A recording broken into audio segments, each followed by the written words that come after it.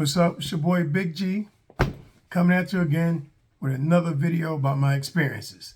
Before we get started, hit that like, subscribe, hit that bell to notify you every time I come out with another video. If you get a chance, go to Amazon.com, get a copy of your book, Corruption Officer, 5-star reviews. You won't regret it. Now I'm gonna get right to it. The title of this is Child Support, the Weapon of Mass Destruction. The reason why I say that is because child support affects everybody, white, black, green, indifferent, everybody. Everybody get hit with child support, like it or not. You know, this just a fact of life that there's some people out there that need child support. I'm gonna put it like that. I'm talking about specifically correction officers. Correction officers on Rikers Island, my experience from child support on working as a CO. I would like to take my hat off, give a salute to the officers who didn't do like I did. I got hit with child support. I started doing kind of foolishness, selling drugs and bringing all kind of contraband inside the jail. If I had it all to do again, I wouldn't do it. So I'm taking my hat off to the officers because there are definitely officers over there that's getting hit, getting torn apart by child support. Whether they deserve it or not, I'm not here to judge. That's individual. Everybody got their own situation. So my hat's off to them for not doing what I did, bringing drugs in and doing all kind of corrupt stuff. Now I'm gonna get to it. I was young, got the job, had a shield, a gun, still living in the hood. And let me tell you, every chick that wasn't rocking with me when I had the summer youth job started rocking with me when I became a CO. It's like I was walking through there like I was a god. I was like, you know, I was a walking benefits package, put it that way. I was young, I was running through Rikers Island, being a CO. The life was brand new to me. CO's party from Monday to Monday. They had all the flyest cars, made mad money, you know, when I got on there. And I was like a drunk driver. I was hitting and running all through the jail, everything that moved, you know what I'm saying? Which led me to ultimately getting divorced and child support taken. Let me tell you, when I first got hit with child support, let me tell you, in the jail, it's like a news blotter. Extra, Big G got hit by child support. They be sitting there whispering, yo, they got him. They got G. You know what I'm saying? You get that sunken feeling the first time you get that check, and the check is like a hot $100. And you like looking at it like, what you gonna do with that? You know what I'm saying? And you know, you're sitting in the male locker room with a bunch of old dudes that's been hit with child support and survived it. So they looking at you, they trying to okay you, sitting there like you taking a meeting like the child support group. You know what I'm saying? Welcome, Gary. You know what I'm saying? And you sitting there, and of course, there's always a correction officer in there with a bottle of Hennessy or a bottle of something in their locker. So you're sitting there with a bunch of drunk dudes giving you all kind of wrong advice, complaining about what the woman is doing that's taking them for child support. A lot of them said that, yo, the judge was always making sure us men get our checks garnished and child support is taking out our pay. They should make sure that these women submit an affidavit or accountability of every month what they do with the money to show that the money is going toward the kid. Like the judge would tell them, I'm not worried about you. I'm not worried about her. The child support is for the kid. So they want these chicks to show every month that the money is going toward the kid and not her new Negro. You know what I'm saying? I said, well, good luck with that. Go ahead, write the governor. So I'm sitting in the locker room. I got that sunk feeling. I got a $100 check or $30. I think it was like $40 I had. So I'm sitting in the locker room and I'm contemplating, how am I going to make it? You know what I'm saying? The judge don't care about my bills or nothing. Nothing I got going on. You should have been taking care of your kid. That's their only concern. So I'm sitting there and I said, you know what I'm going to do? I'm going to get me a second job. That's what I'm going to do. So I went out and I got a security guard job, which I found out that anything that you attach your social security number to, child support going to garnish it. So that job didn't last but so long. So I knew I had to get jobs that was off the books. So the first job I got off the books was I was a bouncer at a strip club. Boom. I'm sitting there IDing people. You got a bunch of nasty Normans that come to the strip club with nothing but sweatpants on, you know, and t-shirt. You know what I'm saying? And they're getting in the club. So I'm IDing people. So this young girl comes up. She dressed like a stripper. And she comes to give me an ID. I look at it. It says Mary Bertram High School. I was like, hey, not today, sis. She's like, why not? I said, you in high school. She said, I'm in the 12th grade. I said, good. You got math tomorrow. You're going to be there. You won't be late. You know what I'm saying? So The owner of the club seen me giving her a hard time, come and say, yo, what you doing? That's my best money maker. I said, not tonight. Not while I'm here. You know what I'm saying? I said, she in high school. So I said, listen, she ain't getting here while I'm here. So I made him give me my money. I left. I don't know if she got in or not, but I know she wasn't getting in there while I was there. So guess what? That ended my career as a bouncer for a strip club. One of the next jobs I got, it was at a clothing store. Popular clothing store where kids go to get all the sneakers, all the jeans, and all the latest jackets and all that. So I was the security at the door, off the books. I'm the one that when the metal detector go beep, beep, beep, beep, beep, I stop you, check your bag, see if you're stealing something. So one day the manager pissed me off. And he said, listen, I want you to do bag check.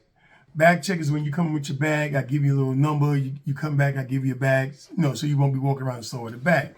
So I said, I ain't doing no bag check. I'm a whole correction officer here. Badge, shield, gun, prestigious, up on that pedestal, you don't care, custody control. What's up? I'm law enforcement. He said, you want to get paid today? You want to do bag check? I said, all right, bet. So what I did was I went around shopping. I got a bag and I put all the jeans and all the sneakers and the Avery X jackets and all the stuff that I wanted. I put it in the bag. I put it behind the counter with me. Called up one of my shorties. They came. They went and bought a T-shirt or something. When they left, I gave them their bag and my bag. And they walked out the door. That's how I was surviving. Y'all got to understand. You could say I'm dirty, but I was in survival mode. Remember, I'm not only am I paying child support, I'm paying the arrears too. So I'm getting smacked upside the head crazy. I hit rock bottom, like I told you. I didn't just say, you know what, I'm getting hit by child support. Let me, excuse me, let me just start selling drugs in there. I didn't do that. I tried other avenues. So another avenue I tried because I hit rock bottom. I was living in my car, didn't have a place to stay. The only thing I had was the fly clothes that I was taking from this clothing store and a gym membership. I know that the gym, they was tired of me. They said, listen to this fool. This Negro don't never work out. He come right in here, go in the bathroom, take a shower, change his clothes, fly, and leave. Never worked out, but listen, I had a place to take a shower. So I'm living in my car. I had a gym membership, and I had clothes that I was boosting from a store. As a correction officer, I was trying to make it. So that was one of my hustles. Another hustle I had was, there's a store that you go to that you rent TVs, laptops, furniture, all kind of stuff. What I would do was I would come knock on your door. You would see me with my shield hanging on my jacket, my gun on my waist. At the time, Nextels was the hottest phone. So I would get the Nextel and be like, yeah, they open the door. We're about to go in. Come upstairs. So my partner would answer, okay, we get on the elevator now. So you, as the person, the customer, would see me with my gun, my badge, talking like I'm talking to other officers. And then the guy from the store will come from around the corner, which are agreements, and listen, that TV, that bed, that furniture, whatever you were supposed to be paying for, you ain't paying for it. We come to get it. Normally, you'll close the door in this guy's face. But since he's there with me, with the officer and all that, you don't want to get arrested, or you assume you're getting arrested. I knew better than to go into your house. So he wasn't getting arrested by me. So they'll be confiscated. At this particular time, we was confiscating a bed. So we get the bed in the hallway. Then the chick come out riffing. Nah, you can't take the bed. You can't take the bed. So as we going down the hallway, I look back and I looked at, and the chick is about 5 or 6 months pregnant. Stomach sticking way out. So I looked at my man and said, yo, Brody, do we really got to take the bed? He looked at me and said, yo, this bed is $200 in our pocket. You got $200 right now? And I said, at that time, my stomach got the growling. You heard the doing because I ain't eat. Bro, I picked that bed up, put it on my back, and I shoved it in that elevator, and we was out. So yeah, I was grimy. I was in survival mode. I was doing things that I felt I had to do to survive. Child support was hitting me hard. So I'm gonna tell you about the other officers. Like, I was a young dude sitting in the cafeteria. Female come up to me. Yo, what's up, big man? I looked at her. She was banging. Crazy, booty, all that. They got some fine ass CEOs out here. Female. So I'm talking with her, I'm vibing with her, we talking and everything. She talking about how I look good and all that stuff. Talking about she like to take care of her men, that she gonna buy me a koozie sweater, it costs about $400 or $500. I was with it, but I noticed she was talking loud to be trying to just to be hollering at me. What happened was she was hitting me with the 52 fake out. Her baby daddy was another officer sitting at the table with his boys. And she said, that's right, because I'm going to take $500 out of the child support money he be sending me every month, and I'm going to treat you good, I'm going to treat you nice. So here I am now, I'm caught up in what's going on with them inside the jail. See, that's what happens. You get in there, he was married, she was married, another dude was married, they're all fighting to get with her. All three of them married, they're fighting to get with her. He finally got her, left his wife, put 2 kids up in her. She hitting them for child support. And that's the way it goes. It's real ugly in there. You know what I'm saying? Another situation was, it was 2 best friends who came on a job together. You know what I'm saying? And one of them fell in love with an officer, got married to him. What happened in the long run was he started messing with her best friend. Got the best friend pregnant. Started dissing the best friend, didn't want to be with her, wasn't going to leave his wife, which was her best friend. You know what I'm saying? And then she took him for child support. Next thing you know, we got them at roll call fighting over him. And the fact that she taking him for child support, now his pockets is light, and him and his wife now he about to get a divorce. You know what I'm saying? So I'm telling you, child support is rampant all through these jails. All these instances be going down over child support. I had another situation with another officer named Brown. Brown was an a-hole.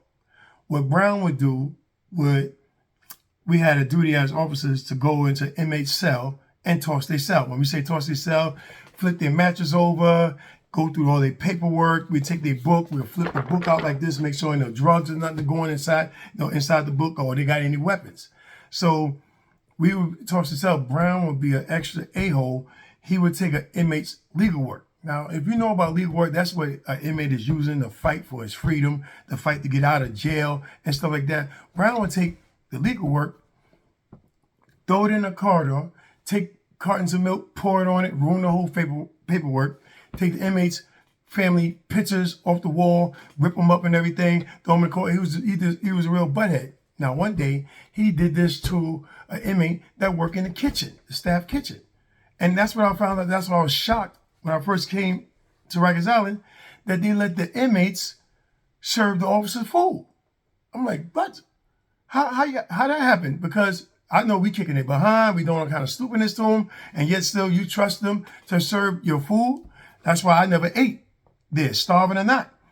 So one day I'm the staff kitchen officer, and I catch the inmate spitting in the food.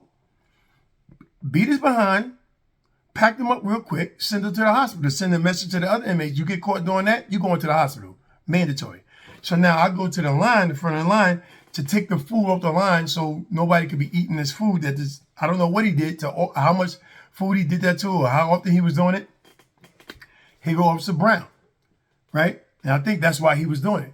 Here go Officer Brown with the Tupperware, big bowl of Tupperware. He's scooping all the rice.